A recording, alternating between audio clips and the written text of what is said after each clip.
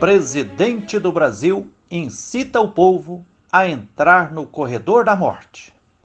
Sentindo o calor vitalizador do sol brilhando e com o céu anil sobre nós, eu, Frei Gilvander Luiz Moreira, como ser humano, como cidadão, como frei e padre, tenho que expressar alguns comentários a partir do inaceitável pronunciamento de quem está sentado na cadeira de presidente do Brasil, feito na noite de ontem, 24 de março de 2020, em cadeia nacional de rádio e televisão. Fiquei estarrecido ao ver e ouvir o pronunciamento, coerente com seu jeito perverso de agir. Há décadas, ele continua o mesmo arrogante, ignorante, irresponsável, fascista, homofóbico, amante de torturador, necropolítico e cego que tenta colocar uma venda nos olhos de todo o povo com inconfessado interesse em matar muita gente. Está ele pensando que se os idosos forem mortos, o Estado economizará bastante com o pagamento de previdência social? Além de ser imoral e inaceitável defender a morte de quem quer que seja, é preciso recordar que é graças à aposentadoria dos idosos que nos últimos meses tem havido vida social na maioria dos pequenos municípios brasileiros, pois a aposentadoria dos idosos muitas vezes sustenta filhos e netos e garante o giro da economia em pequenas cidades. Pela milionésima vez, ele negou a realidade que se impõe.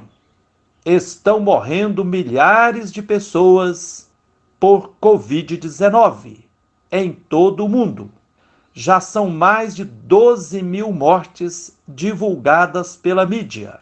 Número este que pode estar aquém do número de óbitos e não além. A realidade é que o coronavírus é letal e muito perigoso. Se assim não o fosse, os governantes de todos os países não estariam conclamando as pessoas a ficarem em casa. De forma insana, ele dizer que o coronavírus é apenas uma gripezinha é outra afronta assassina. Em geral, gripezinha não mata idoso.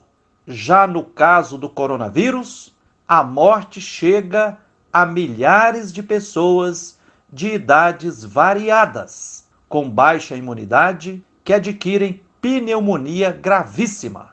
Logo, coronavírus não causa apenas gripezinha.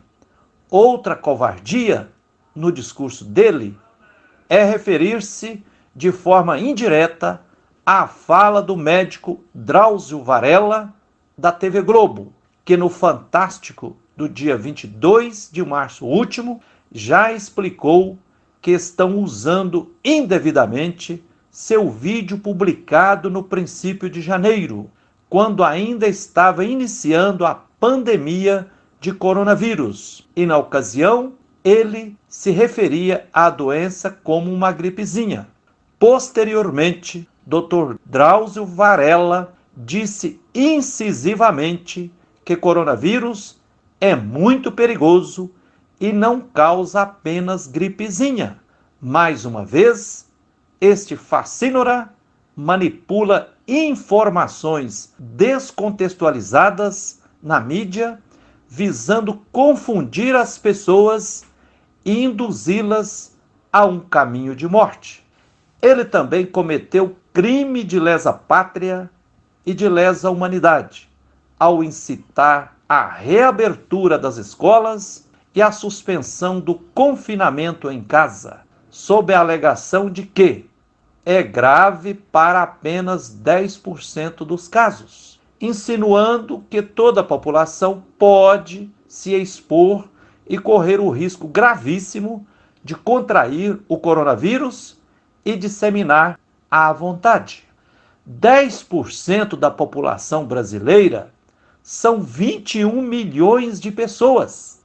Portanto, ele incita o povo a entrar no corredor da morte, que pode levar a 21 milhões de óbitos só no Brasil, sem contar o que esta atitude criminosa pode espalhar de contágio perigoso pelo mundo afora.